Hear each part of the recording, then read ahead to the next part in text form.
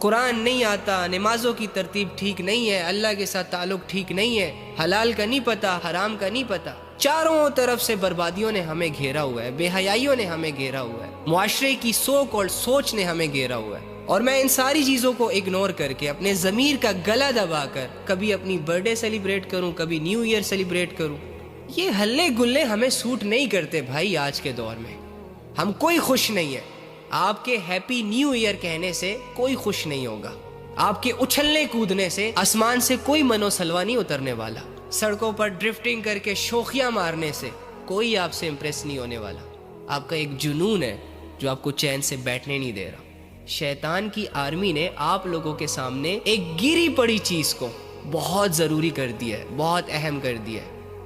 جیسے کہ اگر آپ نیو ایئر سیلیبریٹ نہیں کریں گے تو معاشرہ آپ کو سو کولڈ کہے گا، آپ مانے یا نہ مانے، آپ یقین کریں نہ